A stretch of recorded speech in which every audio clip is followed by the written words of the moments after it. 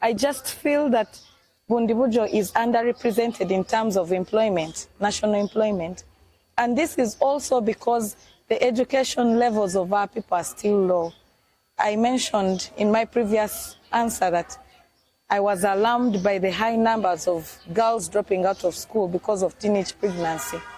One of my first interventions is to create career clinics in schools to guide these children in the way they should go, because I have seen that has not been done. A child cannot forget when you tell them your story and when you tell them the way they should go. The other thing that I need to intervene with is advocate and lobby for a secondary school that is single sex. For example, I would think that I actually went far in school because I was in a single sex school. I did my senior 1 to senior 6 in a single sex school. So by the time a child grows up and starts knowing the other side of the world, they will have already elevated to another level. For example, I'm looking at separating these boys and girls. Let the boys have a single sex school, let the girls have one.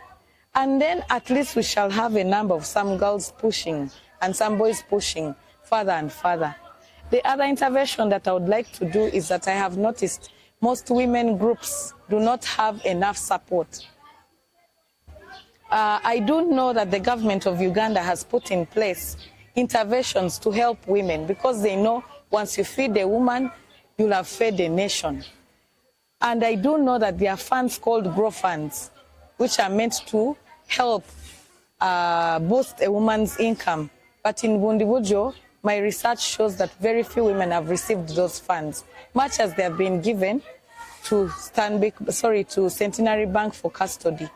I did research and I found out that very few of those women know about these funds. And this still calls or comes to a gap that we have in leadership. It is the role of the woman member of parliament to go door to door, if possible, and empower women, educate them about the government programs that are in place to help a woman. For me, this is what I'll do first. The other thing that I'll do first, I noticed Bundibugyo has a problem with food security. You see, most of us are into this cash crop. And now cocoa, where it's growing, food cannot grow. So you find that food is so expensive. Can you believe that a kilo of posho is 4,000 shillings? And yet in other places it's maybe 2,800 or 3,000. So one of the first things that I would look at doing is food security. The women have formed groups. These groups should not be for cocoa selling alone.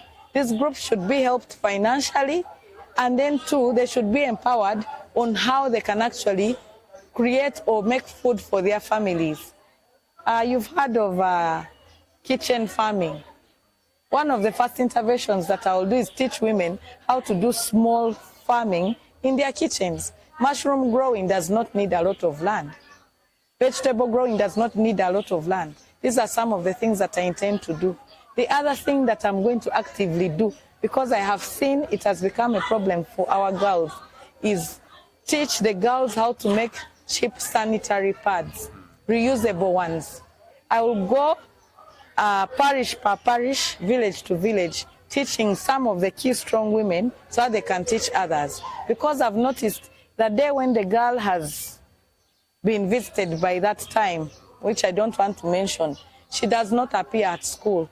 She can spend even a whole week without coming to school. So if we help these girls, because you know the pads that we use that are disposable are quite expensive.